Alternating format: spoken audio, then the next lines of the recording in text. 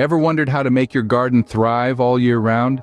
Perhaps you've struggled with uncooperative plants or pests that just won't quit. Maybe you're just looking to take your gardening game up a notch. Well, we've got the top 10 gardening tips and plant care guides just for you. Starting with tip number 10, it's all about understanding your garden's environment. The first step to a thriving garden is getting to know it intimately. What type of soil makes up your garden? Is it sandy or clay heavy? Maybe it's a rich loam. Each soil type has different properties and will affect how water drains and nutrients are retained. Next, consider sunlight exposure. How many hours of sun does your garden receive daily? Some plants crave the sun, while others prefer a bit of shade. Lastly, let's not forget about climate. Understanding the weather patterns and seasonal changes in your area is crucial. Certain plants thrive in a tropical climate, while others need a cold winter to bear fruit. So take the time to understand these elements. Become a detective of your own garden. The more you learn about it, the more successful you'll be in growing beautiful and healthy plants. Remember, knowing your garden is the first step to a thriving garden. Moving on to tip number 9, choosing the right plants. It's a step that can make or break your garden, quite literally. You see, every plant is unique, with its own set of requirements. Some crave the sun's warmth all day, while others prefer the cool, shady spots. Some need a lot of water, while others are content with just a little. Understanding these needs is crucial when deciding what to plant. For instance, if your garden is bathed in sunlight most of the day, sun-loving plants like roses or sunflowers would thrive, while shade-loving ferns might struggle. Conversely, if your garden is mostly shady, ferns would be a better choice. Remember, it's not about fitting a square peg into a round hole. It's about finding the perfect match for your garden's conditions. So, do your research, understand your garden's environment, and choose plants that will love living there. The right plant in the right place makes all the difference.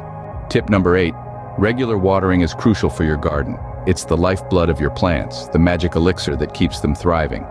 But it's not just about drenching your plants with water daily. No, it's about understanding their needs, the type of soil, and the weather conditions.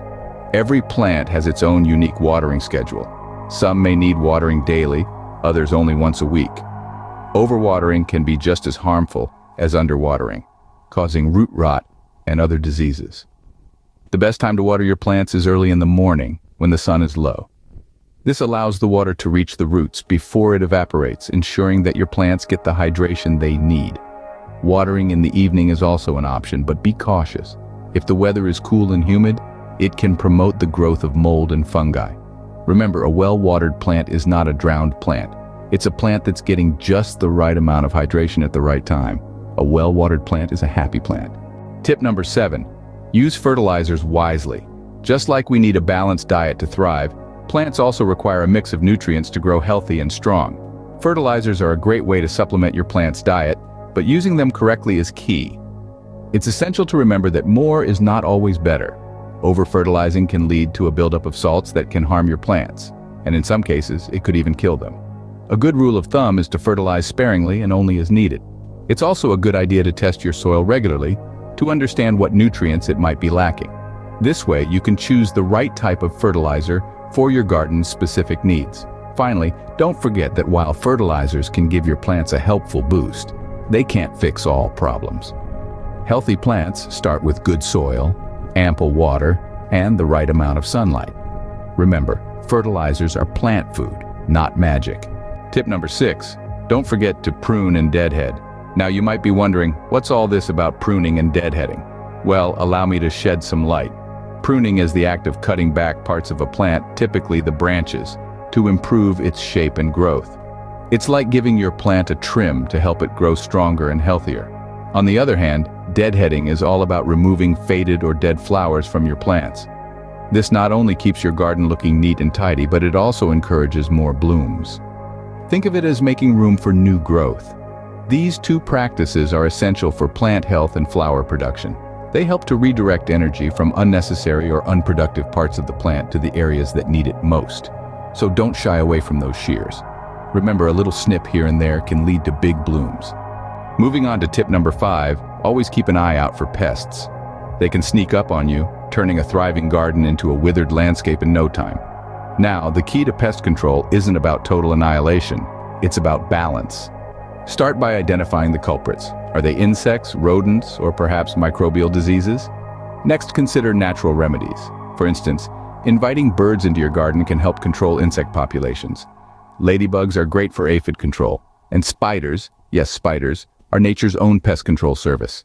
For microbial diseases, consider using organic fungicides.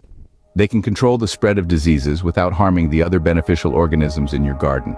If you're dealing with larger pests like rodents, consider using humane traps or fencing.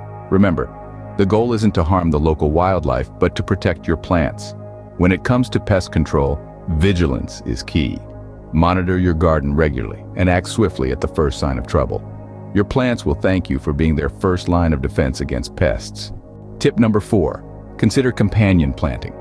This is a time-honored gardening technique where different plants are grown together for mutual benefit. Think of it as creating a community of plants that help each other grow and thrive. Some plant companions work to deter pests, others help improve soil health, and some even enhance the flavor of their companions. For example, planting basil with tomatoes can help deter pests and enhance the flavor of the tomatoes. Similarly, planting marigolds among your vegetable beds can help to repel harmful nematodes. The beauty of companion planting is that it uses nature's own strategies to create a healthier, more productive garden. The key to successful companion planting is understanding the needs and characteristics of different plants. It's about creating harmonious relationships between your plants, where each one contributes something to the community. So, as you plan your garden, remember to consider which plants make good companions. Remember, plants, like people, enjoy good company. Tip number 3, don't underestimate the power of mulching. Mulching, my friends, is a game changer in the world of gardening. It's like that secret ingredient in your grandma's famous pie recipe. It just makes everything better. So, what's the big deal with mulch, you ask? Well, let's break it down. Mulch acts as a protective barrier for the soil in your garden. It shields the ground from harsh weather conditions, be it the scorching summer sun or the biting winter frost. Not only that, but it also helps maintain moisture levels so your plants stay hydrated. And if that's not enough, mulch cuts down on weed growth, saving you from the tedious task of weeding. But wait, there's more. As organic mulch breaks down, it enriches the soil with nutrients, giving your plants a hearty feast. It's like a buffet for your blossoms. So remember, when it comes to gardening, mulch is the unsung hero of the garden. Almost there with tip number 2, rotate your crops.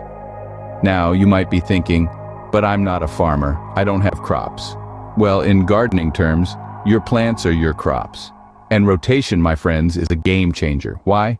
Well, different plants have different nutritional needs, and also, different plants leave behind different residues in the soil. So, by rotating your plants, you're essentially giving your soil a balanced diet. Think of it as a plant version of you are what you eat. Moreover, rotation helps to break the life cycles of pests and diseases. If you keep growing the same plant in the same spot, pests and diseases that favor that plant will have a field day. But if you change the plant, these unwelcome guests might just decide to move out. So mix it up, keep the soil guessing, and your plants thriving. Remember, rotation is the key to a healthy, productive garden. And finally, our number 1 tip, love your garden. Gardening is not merely a task or a hobby, it's a labor of love. Each seed you plant, each leaf you prune, each flower you cultivate, it all stems from a place of affection and care. When you love your garden, you're not just watering plants or pulling weeds, you're nurturing life. You're creating a sanctuary, a place of growth and beauty. You're investing in nature, and the return is beyond measure. The sight of blooming flowers, the taste of fresh produce, the satisfaction of a thriving ecosystem. So pour your heart into your garden. Speak to your plants. They can feel your presence. Celebrate every new bud, every butterfly that visits, every dewdrop on a leaf. Show your garden love, and it will love you back, bringing joy, tranquility, and a sense of achievement into your life. Remember, the best fertilizer is the gardener's shadow. So, those were our top 10 gardening tips and plant care guides. We kicked things off by discussing the importance of understanding your garden's environment. We then moved on to the significance of selecting the right plants. Regular watering and the proper use of fertilizers were our next key points.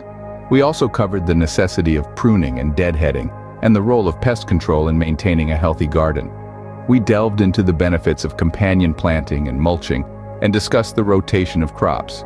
And of course, we concluded with the most vital tip of all, loving your garden. Each of these tips play a crucial role in ensuring your garden thrives. Thanks for watching, and happy gardening.